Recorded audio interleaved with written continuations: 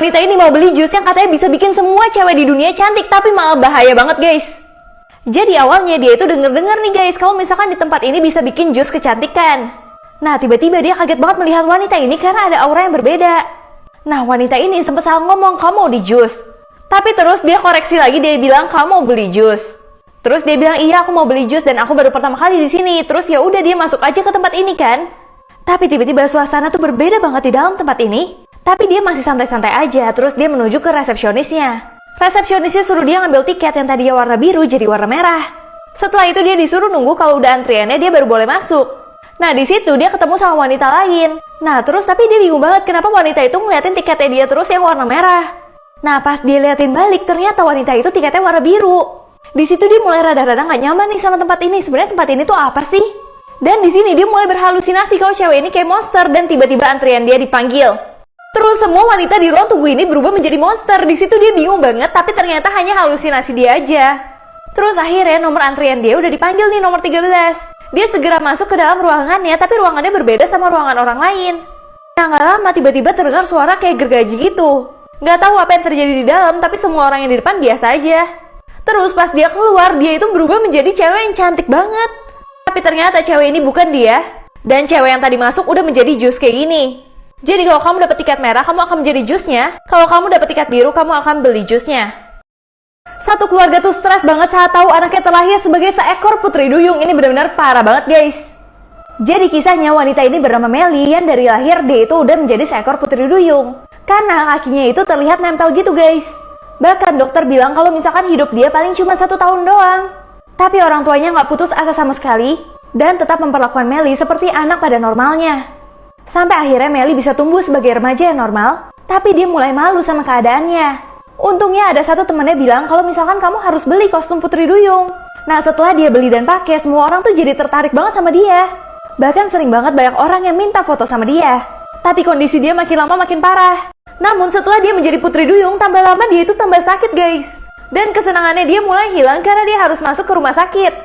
Nah di rumah sakit tiba-tiba keluarganya itu mendapat kabar yang gembira banget. Kalau misalkan ada dokter yang bisa operasi kaki anaknya menjadi normal lagi dan gak kayak putri duyung. Nah satu keluarga ini mulai merasa kalau misalkan hidupnya mereka ada harapan lagi. Tapi mamanya tuh bingung banget karena biaya operasinya tuh mahal banget guys. Akhirnya mereka cuma bisa menangis karena mereka gak tahu bisa dapat uang dari mana. Nah tiba-tiba pas mereka menangis gitu mereka punya ide nih guys. Kalau misalkan anaknya itu bisa mencari uang dengan menjadi putri duyung. Jadi bagian bawah tubuh anaknya itu nggak pakai kostum lagi, melainkan langsung ditato semuanya sama orang tuanya jadi kayak putri duyung. Dan dia langsung dibayar dengan melakukan pertunjukan dan diminta foto kayak gini. Terus dia mulai mendapatkan uang yang banyak banget, tapi sampai sekarang dia belum mendapatkan uang yang cukup karena biaya operasinya mencapai 3 juta US dollar. Setiap ada tukang es krim lewat di komplek ini, semua anak kecil selalu kabur. Ternyata karena ini guys, ini benar-benar serem banget. Jadi kisahnya anak kecil ini tuh lagi main lompat tali sendiri. Tiba-tiba dia mendengar nih kalau misalkan udah ada suara tukang es krim. Tapi saat mobil penjual es krimnya mendekat, dia malah kabur masuk ke dalam rumah. Nah mamanya lagi masak udah tahu nih dia mau ngapain.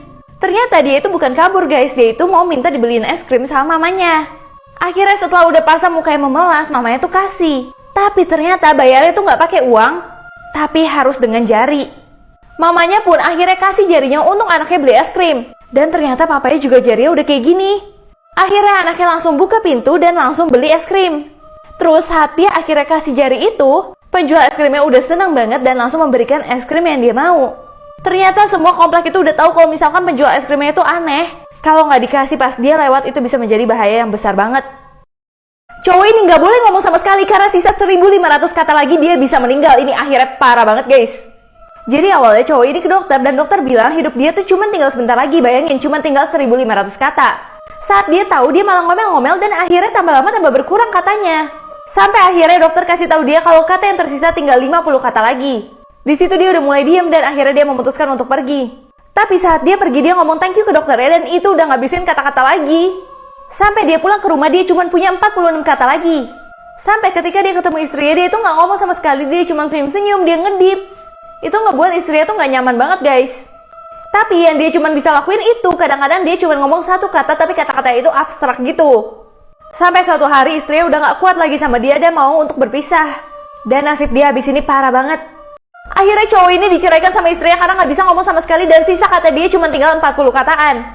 Di situ dia stres banget dan dia pergi ke hutan minum-minum. Nah, minum-minum itu membuat dia mabuk dan akhirnya ngomong ngelantur gitu. Itu ngebuat kata-kata dia terbuang banyak dan bisa membuat dia meninggal. Sampai dia nggak peduli lagi, yang dia peduli cuma ngomong dan teriak-teriak seperti ini. Bahkan dia juga ngomong sama pohon dan tanaman.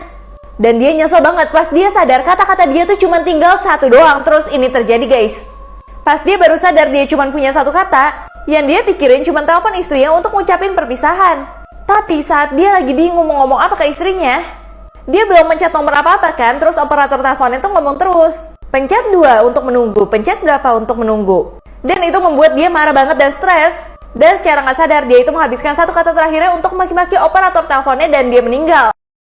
Anak ini terjebak kekunci di dalam kulkas semalaman dan kalian gak akan nyangka apa yang ditemukan sama dia. Ini benar-benar parah banget guys. Jadi ceritanya anak ini bernama Jacob yang dia itu lagi pergi sama keluarganya ke mall. Nah dia tuh males ikut mama papanya karena mama papanya tuh pasti lihat-lihat daging. Tapi saat nyari-nyari dia malah nyasar masuk ke ruang pendingin yang isinya daging semua. Nah pas dia mau keluar dia tiba-tiba ngeliat ada penjaganya. Akhirnya dia ngumpet dulu karena dia tuh takut diomelin. Terus karena penjaganya tahu nggak ada orang di situ malah dikunci dong guys. Dia benar-benar nggak bisa keluar tapi untungnya dia itu bawa korek api. Dan karena dia udah dingin banget dan takut meninggal, dia kumpul-kumpulin kardus dan bikin api unggun kayak gini. Karena dia kelaparan, dia langsung bakar daging yang ada di situ. Tapi tiba-tiba dia menemukan suatu hal yang bikin dia kaget banget. Ternyata itu adalah rahasia terbesar dari supermarket tersebut yang bikin dia pingin muntah. Karena dia kekunci di kulkas semalaman, dia ketemu rahasia dari supermarket ini yang besar banget. Dia menemukan buku ini yang isinya ada kertas. Dan kertas itu menunjukkan kalau barang-barang dan daging yang ada di supermarket itu ternyata banyak banget barang kadaluarsa dan gak diuji kebersihannya. Terus tiba-tiba pagi-pagi dia ketahuan nih.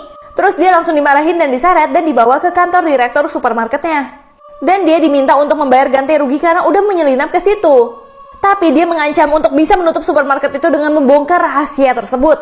Akhirnya dia dibebaskan dan orang tuanya tuh marah-marah sama dia karena dari kemarin dicariin gak ada. Tapi dia tuh masih ngeganjel banget karena dia nggak bisa ngomong yang sebenarnya tentang supermarket ini. Tapi tiba-tiba hal yang aneh banget terjadi karena ketika dia lihat berita, tanpa dia kasih tahu supermarket ini ditutup sama pihak kepolisian karena ketahuan menjual barang-barang yang nggak bersih dan kadaluarsa.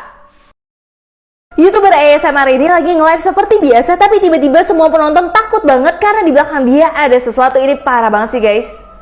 Jadi YouTuber ini tuh memang terkenal banget adalah seorang YouTuber ASMR. Dia itu sering banget melakukan suara-suara yang enak banget didengar supaya orang merasa tenang dan ngantuk. Tapi tiba-tiba orang-orang pada bilang, aku gak nyaman deh sama kloset di belakang kamu. Akhirnya karena dia mengutamakan kenyamanan dari penonton, dia langsung tutup tuh guys. Namun tiba-tiba pas dia mau duduk, penonton malah salah fokus ke area sini. Karena semua penonton tahu dia itu tinggal sendiri. Tapi tiba-tiba tanpa dia sadari, di belakang dia tuh lagi ada yang perhatiin dia. Di situ dia gak sadar sama sekali karena dia fokusnya tuh cuman ke live-nya doang. Dan banyak yang duga dia itu pakai kamera belakang. Jadi dia sama sekali nggak lihat ada orang di belakang dia sampai tiba-tiba orang itu langsung lari mau nerekam dia. Tapi untungnya ceweknya langsung mencolok pensil ke leher penjahat itu. Tapi semua orang mikir kalau semua itu adalah settingan doang.